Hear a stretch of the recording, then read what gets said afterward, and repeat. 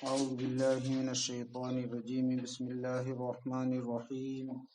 الحمد لله رب العالمين الرحمن الرحيم مالك يوم الدين إياك نعبد وإياك نستعين اهدنا الصراط المستقيم صراط الذين أنعمت عليهم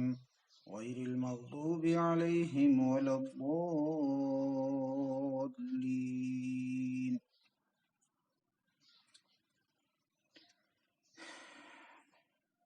یہ قرآن کریم حق تعالی جل شانہ کی طرف سے انسانوں کی ہدایت کے لیے نازل ہونے والی آخری کتاب ہے جو اس نے اپنے پیغمبر امام الانبیاء حضرت محمد صلی اللہ علیہ وسلم پر نازل فرمائی، اور اس کتاب کے بہت سارے نام ہیں، ان میں سے سب سے زیادہ مشہور نام قرآن ہے، اور قرآن عربی کے اعتبار سے مصدر ہے جس کا معنی ہے پڑھنا۔ اللہ تعالیٰ نے اس کتاب کا نام ہی قرآن اس لیے رکھا کہ یہ کتاب ساری دنیا میں سب سے زیادہ پڑھی جاتی ہے اور پڑھی جانی بھی چاہیے، اس اعتبار سے نام اس کا قرآن رکھا۔ قرآن حکیم اللہ تعالیٰ نے اپنے پیغمبر حضرت محمد صلی اللہ علیہ وسلم پر وحی کے ذریعے سے نازل فرمایا ہے، اور رسول اللہ صلی اللہ علیہ وسلم کی جانب وحی لانے والے فرشتے کا نام جبریل ہے۔ حضور صلی اللہ علیہ وسلم پر قرآن جو نازل ہوا اس میں مشہور یہ ہے کہ 5 طرح سے آپ پر وحی کا نزول ہوتا تھا۔ پہلا طریقہ جو وحی کا تھا وہ یہ تھا کہ جبریل علیہ السلام اپنی اصلی شکل میں آئیں اور آپ کو قرآن حکیم کی آیات سنا دیں یا وحی کا نزول فرمائیں۔ بخاری شریف میں حدیث پاک موجود ہے کہ رسول اللہ صلی اللہ علیہ وسلم پر جب اس طرح وحی نازل ہوتی تھی کہ جبریل امین سامنے ہوتے تھے تو ایسا پوری عمر میں 3 مرتبہ ہوا، بلکہ بخاری کی شرح فتح الباری میں تو یہ ہے کہ صرف 2 ہی مرتبہ ایسا ہوا۔ ایک تو سب سے پہلی وحی جو آپ پر اتری جو غار ہرا میں تھی تو جبریل اپنی اصلی شکل میں تھے، اور ایک مرتبہ معراج کی رات میں، اور تیسرا قول بھی اگر لیا جائے تو رسول اللہ صلی اللہ علیہ وسلم نے خود خواہش ظاہر کی تھی کہ جبریل امین کو اپنی اصلی شکل میں دیکھنا چاہتا ہوں، تو تیسری مرتبہ مکہ مکرمہ میں اجیاد کے مقام پر جبریل امین اپنی اصلی شکل میں حضور کے سامنے آئے۔ تو ایک وحی کا طریقہ تو یہ ہے کہ جبریل اپنی اصلی شکل میں آئے اور وحی کا نزول ہو، اور دوسرا یہ کہ جبریل امین تشریف لاتے تھے انسانی شکل میں، اور اکثر و بیشتر جبریل امین حضرت دحیہ کلبی رضی اللہ تعالیٰ عنہ کی صورت میں تشریف لایا کرتے تھے۔ اور وحی کے نازل ہونے کا یہ طریقہ کہ جبریل انسان کی شکل میں آئیں رسول اللہ صلی اللہ علیہ وسلم کے لیے سب سے زیادہ آسان ہوتا تھا، آپ کو اس سے کوئی تنگی یا گرانی یا بوجھ محسوس نہیں ہوا کرتا تھا۔ اور تیسرا یہ کہ جبریل امین سامنے نہ آئیں، نہ انسانی شکل میں نہ فرشتے کی شکل میں، بلکہ دور ہی سے بغیر سامنے آئے آپ کے قلب مبارک پر قرآن کی آیات کو نازل کر دیں۔ اور چوتھی شکل یہ کہ جبریل امین سامنے تو نہ آئیں لیکن آپ کے اوپر وحی کا نزول ہو بغیر فرشتے کے سامنے آئے۔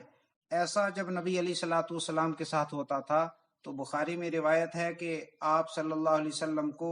مثل سلسلۃ الجرس کہ گھنٹی کے بجنے کی آواز کی طرح محسوس ہوا کرتا تھا،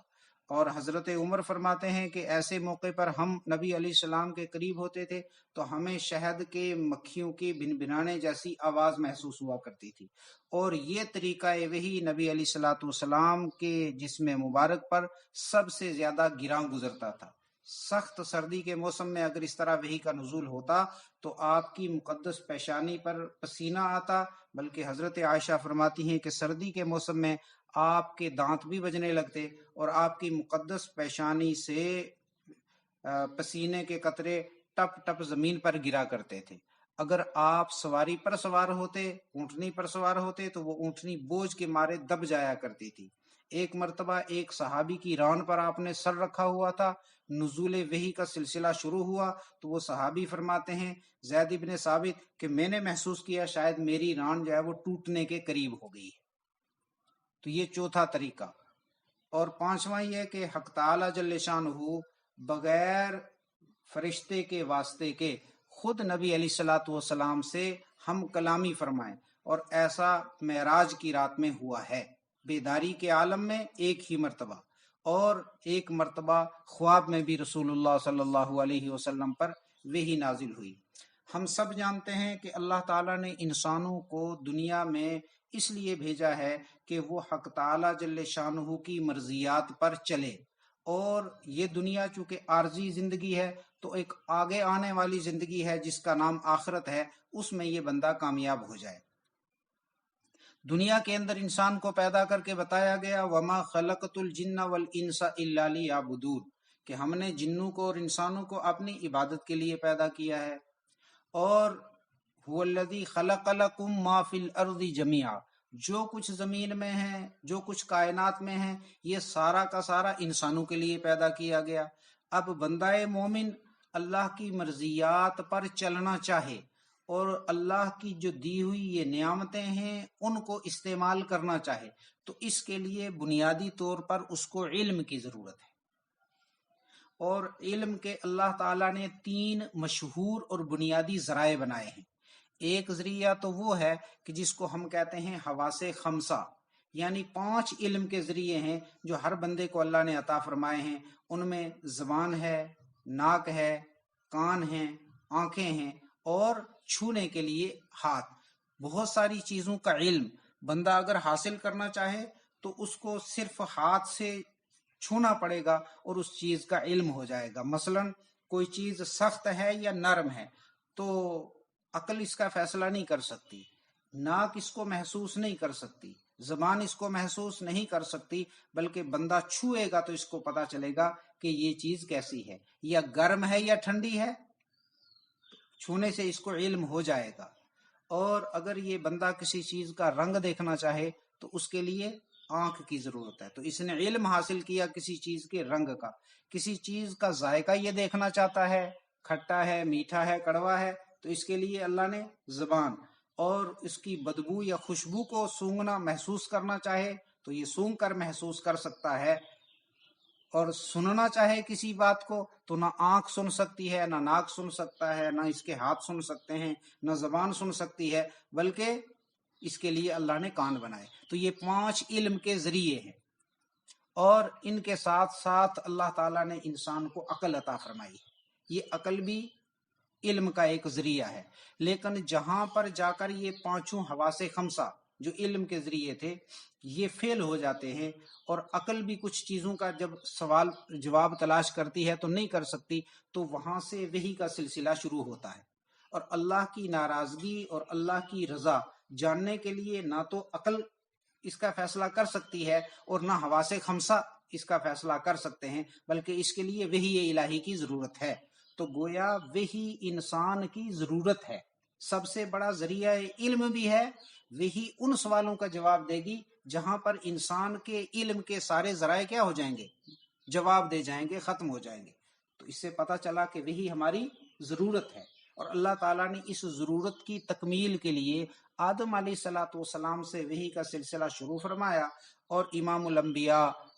حضرت محمد صلی اللہ علیہ وسلم پر اس سلسلے کو ختم فرمایا۔ تو یہ بات ہمیں معلوم ہو گئی کہ قرآن حکیم رسول اللہ صلی اللہ علیہ وسلم پر وحی کے ذریعے سے نازل ہوا ہے۔ قرآن حکیم کی یہ جو صورت ہمارے زیر درس ہے یہ قرآن کی سب سے پہلی صورت ہے، اور مفسرین کہتے ہیں کہ نازل ہونے کے اعتبار سے بھی سب سے پہلی صورت یہی نازل ہوئی ہے۔ یہاں پر ایک سوال پیدا ہو سکتا ہے کہ سب سے پہلے وحی کا جو نزول ہوا اس میں سورہ علق کی ابتدائی آیات اتری تھی، اقرأ بسم ربک الذی خلق۔ تو جن حضرات نے کہا کہ نازل ہونے کے اعتبار سے پہلی سورت سورہ فاتحہ ہے، ان کا مقصد یہ ہے کہ پہلی کامل اور مکمل سورت جو نازل ہوئی وہ سورہ فاتحہ ہے، اس سے پہلے بہت ساری صورتوں کی آیات تو اتر چکی تھی لیکن کوئی مکمل صورت اتری ہوئی نہیں تھی۔ یہ قرآن حکیم کی عظیم الشان صورت ہے۔ مفسرین کرام نے لکھا ہے کہ پورے قرآن میں اللہ تعالیٰ نے جو کچھ ارشادات فرمائے ہیں اور جو کچھ ہدایات بندوں کو عطا فرمائی ہیں اور جو علوم اللہ تعالیٰ نے قرآن میں بیان فرمائے ہیں، یہ 30 پاروں میں ان سب کا خلاصہ سورہ فاتحہ ہے۔ رسول اکرم صلی اللہ علیہ وسلم نے فرمایا کہ اللہ تعالیٰ نے جو سورہ فاتحہ مجھے عطا فرمائی ہے، اس کی مثل نہ تو توریت میں تھی، نہ انجیل میں تھی، نہ زبور میں تھی، اور نہ خود قرآن میں اس کی کوئی مثال موجود ہے۔ وَلَقَدْ آتَيْنَاكَ سَبْعًا مِّنَ الْمَثَانِي وَالْقُرْآنِ الْعَظِيمِ۔ تو اس سورہ فاتحہ کے نام بھی حدیث پاک میں بہت سارے آتے ہیں، اور کثرت اسما یعنی چیز کے زیادہ نام ہوں، یہ دلیل ہوتی ہے کثرت محاسن کی۔ عربوں کی عادت تھی کہ جو چیز ان کے نزدیک زیادہ اہم ہوتی تھی، جس چیز سے وہ زیادہ کام لیتے تھے، جس چیز سے وہ زیادہ محبت کرتے تھے، اس کے نام بہت زیادہ رکھتے تھے۔ تو حق تعالیٰ جل شانہ نے بھی اس صورت کے بہت سارے نام عطا فرمائے ہیں۔ یہ اس بات کی دلیل ہے کہ یہ صورت بڑی عظمت شان والی ہے۔ ان ناموں میں ایک نام تو سورۃ الفاتحہ یعنی، اور فاتحۃ الکتاب، فاتحۃ القرآن، ام الکتاب، سبع مثانی، قرآن العظیم، شافیہ، کافیہ، وافیہ، رقیہ یعنی، اور سورہ شفا، سورۃ الدعاء، سورۃ التفویض، بہت سارے اس کے نام حدیث پاک کی کتابوں میں آئے ہیں، جو اس بات کی دلیل ہے کہ یہ سورت بہت عالی شان ہے، بڑی عظمت شان والی یہ سورت ہے۔ سورہ فاتحہ اس کو اس لیے کہتے ہیں کہ قرآن حکیم کا آغاز بھی اسی سورت سے ہوتا ہے۔ چونکہ یہ پورے قرآن کا خلاصہ ہے، قرآن کے مضامین کو اگر آپ پھیلائیں تو پورا قرآن بن جائے گا۔ سورہ فاتحہ کے مضامین کو پھیلائیں تو قرآن بن جائے گا، اور پورے قرآن کے مضامین کو اگر آپ مختصر کریں تو سورہ فاتحہ بن جائے گی۔ یہی وجہ ہے کہ اللہ تعالیٰ نے ہر نماز کی ہر رکعت میں اس سورت کے پڑھنے کو واجب قرار دیا ہے۔ رسول اکرم صلی اللہ علیہ وسلم نے فرمایا، لا صلاۃ الا بفاتحۃ الکتاب۔ تو ہم جب اکیلے نماز پڑھ رہے ہوتے ہیں تو ہر رکعت میں سورہ فاتحہ پڑھتے ہیں، اور جب امام کے پیچھے ہوتے ہیں تو آمین کہہ کر، چونکہ امام کی قرات مقتدی کی قرات بھی ہوتی ہے، تو آمین کہہ کر اس دعا کے اوپر ہم آمین کہتے ہیں۔ سورہ فاتحہ در حقیقت ایک دعا ہے، حقیقت میں یہ ایک دعا ہے جو اللہ تعالیٰ نے اپنے بندوں کو خود سکھائی ہے۔ دنیا میں ہم دیکھتے ہیں کہ بہت سارے ادارے ہوتے ہیں، بہت سارے محکمے ہوتے ہیں، اور ان محکموں سے جب کوئی کام لیا جاتا ہے یا ان محکموں میں نوکری حاصل کرنے کے لیے کوئی درخواست دی جاتی ہے، تو اس کا طریقہ کار یہ ہوتا ہے کہ وہ محکمہ خود ایک فارم پہلے مرتب کرتا ہے، ایک درخواست مرتب کرتا ہے، اور اس محکمے کو اس درخواست گزار سے جن باتوں پر ہاں یا نہ کروانی ہوتی ہے، وہاں اس پر ہاں یا نہ کے نشان جو ہے وہ لگائے جاتے ہیں۔ ایسا کیوں کیا جاتا ہے؟ اس لیے کہ اگر درخواست گزار کے اوپر اس بات کو چھوڑ دیا جائے کہ وہ اپنی مرضی اور اپنے علم اور اپنی معلومات کے اعتبار سے وہ درخواست دے، وہ اپلیکیشن دے، وہ فارم پیش کرے، تو ممکن ہے کہ کچھ ایسی باتیں جو محکمہ اس سے ہاں یا نہ میں جن چیزوں کا جواب طلب کرتا ہے، ہو سکتا ہے کہ ان میں سے کوئی چیز چھوٹ جائے اور یہ درخواست ناقص ہو جائے، یہ فارم ریجیکٹ ہو جائے۔ ایسا ہوتا ہے نا، اس لیے وہ تمام چیزوں کو ملحوظ رکھ کے خود ایک فارم مرتب کرتے ہیں اور اس کی خانہ پوری یہ درخواست گزار کرتا ہے۔ تو مقصود کیا ہوتا ہے کہ یہ درخواست کیسی ہو؟ کامل اور مکمل ہو، یہ مسترد کرنے کے قابل نہ رہے۔ اسی طرح حق تعالیٰ جل شانہ نے اپنے دربار میں آ کر دعا کرنے والے بندوں کے لیے خود یہ سورہ فاتحہ عطا فرمائی، اس لیے کہ اگر بندے کی عقل پر، بندے کے علم پر چھوڑ دیا جاتا کہ وہ اللہ کے دربار میں آئے اور جس طرح اللہ کی شان ہے ویسے الفاظ استعمال کر کے اللہ کی حمد کرے، اللہ کی ثنا کرے، اس کی صفات کا اقرار کرے، اپنی بندگی اور تذلل کا اور اپنے محتاج ہونے کا اظہار کرے، تو بندے کا علم اتنا کہاں کامل تھا کہ وہ خدا کے شایان شان حمد و ثنا کر سکے، اللہ کی حمد و ثنا کر سکے، یا اپنے دل کی اس بات کو کیسے وہ بیان کرے گا، اس کے پاس ایسے الفاظ کہاں تھے؟ تو حق تعالیٰ جل شانہ نے یہ دعا خود تعلیم فرمائی تاکہ بندہ جب ان الفاظ کے ساتھ دعا کرے گا تو اس کی دعا کے مسترد کیے جانے کا کوئی امکان باقی نہ رہے۔ اب بندہ جب اس اللہ کے سکھائے ہوئے مضمون کے ساتھ اللہ کی حمد و ثنا کرتا ہے تو اندر سے اس کا ضمیر بالکل مطمئن ہوتا ہے کہ میں نے جو اللہ کی حمد اور تعریف کی ہے اور جن الفاظ کو میں نے اللہ کی حمد میں استعمال کیا ہے وہ الفاظ واقعہ اس شان کے ہیں کہ اللہ کے شایان شان ہیں وہ، اس لیے کہ اللہ تعالیٰ